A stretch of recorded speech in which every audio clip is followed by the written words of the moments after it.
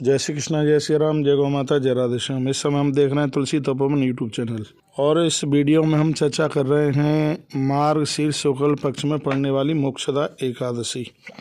देखिए इसका कितना बड़ा अपने आप में प्रभाव है। भगवान श्री कृष्ण ने संपूर्ण एकादशियों की कथा है वो धर्मराज युधिष्ठिर को सुनाई। एक दिन युधिष्ठिर ने कहा था कि भगवान आपने मार्गशीर्ष के कृष्ण पक्ष में जो उत्पन्ना एकादशी की कथा आपने सुनाई, जिसको सुनकर के मैं गदगद हो गया। भगवान आपसे मेरी ये प्रार्थना है, मार्गशीर्ष के शुक्ल पक्ष में पड़ने वाली एकादशी का नाम क्या है, उसकी विधि क्या है और उस कथा को आप सुनाएं। तब भगवान श्री कृष्ण ने ये कथा सुनाई और कहा मार्गशीर्ष माह में जो पड़ने वाली जो एकादशी है उसको मोक्षदा एकादशी के नाम से जाना जाता है, जो कि संपूर्ण प्रकार के दुखों को दूर करने वाली एकादशी है, पूर्वजों को मोक्ष देने वाली ये एकादशी है। इसलिए तुम इस कथा को सुनिए। बहुत पूर्व काल की बात है। एक नगर में वैखानस नाम के राजा राज करते थे और उनकी वजह से वह गोकुल क्षेत्र बहुत ज़्यादा आनंदोत्मग्न हो रहा था और यहाँ पर बड़े लोग जानकार होते थे और सब वेद वेदांग को पढ़ने वाले थे और ऐसे कि यहाँ के ब्राह्मणों को वेद कंठस्थ थे। एक बार क्या हुआ कि इस राजा ने सपना देखा और अपने पिता को कष्ट में देखा। कष्ट में ही नहीं देखा, उसने देखा कि यमराज के दूत कपड़े उतार करके और उसको विवस्त्र करके उसके पिता को तेल के कड़ाबे में फेंक रहे हैं और वो बड़ा कष्ट प्राप्त कर रहा है। बहुत राजा को दुख हुआ। वैखानस को सुबह हुआ, ब्राह्मणों के पास पहुंचा, क्षणों में वंदन प्रणाम किया और कहने लगा क्या बताऊं, मैंने ऐसा देखा है कि मेरे पिता को नरक में धकेल दिया गया है और उनको भारी कष्ट हो रहा है और मेरे पिता मुझसे ये कह रहे हैं बेटा हम यहाँ बहुत ज्यादा परेशान है, कैसे भी हमें इस दुख से दूर करो। धन स्त्री हाथी घोड़े किस काम के हैं जो मैं अपने पूर्वजों को आत्म शांति न दिला पाऊं। हे ब्राह्मणों, क्या करूं इसके लिए आप मुझे बताइए। कौन सा तप करूं, दान करूं, कौन सा व्रत करूं जिससे मेरे पिताजी को मुक्ति मिल जाए। मेरे पिता को उद्धार करने के लिए आप कुछ बताइए।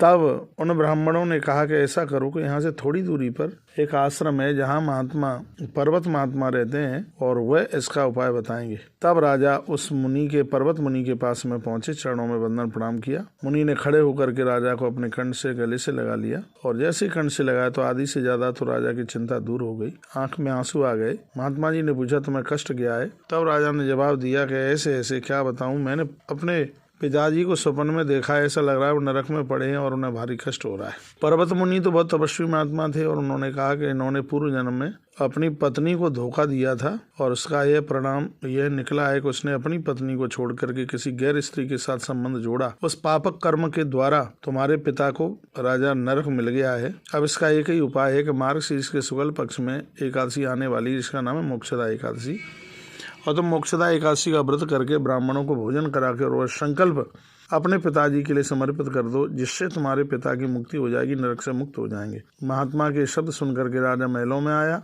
और उसने अपने पूरे कुटुंब परिवार सभी ब्राह्मण जनों को बुलाया और बहुत बड़ा हर्ष उल्लास के साथ में व्रत किया और उसके तत्पश्चात उसने हाथ में जल लिया, संकल्प किया और मोक्षदा एकादशी का जो संकल्प है उसने अपने जैसे ही पिता के लिए समर्पित किया, उसी समय आकाश में विमान में बैठा होता हुआ उनका पिता सीधे के सीधे वो भगवान नारायण के धाम के लिए प्रस्थान कर गए।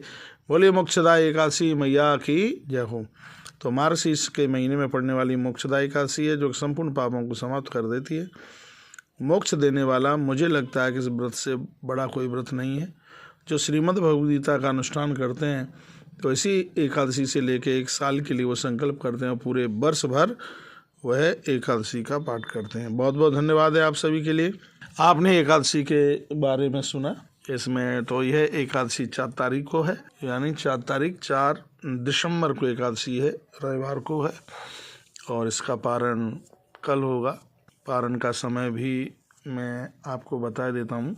पारण का समय आप इस पारण के समय को आप सुबह 5:12 से लेकर के और इस व्रत को आप 6:28 तक इसका आप पारण कर लीजिएगा। और हम वैष्णव जनों के लिए एकादशी का व्रत किसी वरदान से कम नहीं है।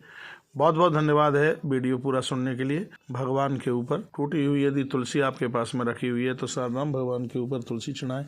रविवार को तुलसी तोड़ी नहीं जाती है, तोड़ी हुई तुलसी रखी है तो भगवान के ऊपर जरूर चढ़ाएं। सालराम भगवान का अभिषेक करें और ये भगवान की कथा मैंने आपको एकादशी महारानी की कथा आपके पास तक भेजी है। यदि आपको ठीक लगा है तो वीडियो को आगे ज़रूर भेजें, वीडियो शेयर करना ना भूलें। अगली वीडियो में आपको प्रदोष के बारे में भेज रहा हूँ कि प्रदोष के टाइमिंग्स क्या है, प्रदोष विधि क्या है और किस प्रकार से प्रदोष का व्रत करें। बहुत बहुत धन्यवाद। ऐसे ही हमारे साथ जुड़ते रहिए और एक नई अपडेट्स प्राप्त करते रहिए। जय श्री कृष्ण, जय श्री राम, जय गौ माता, जय राधे श्याम।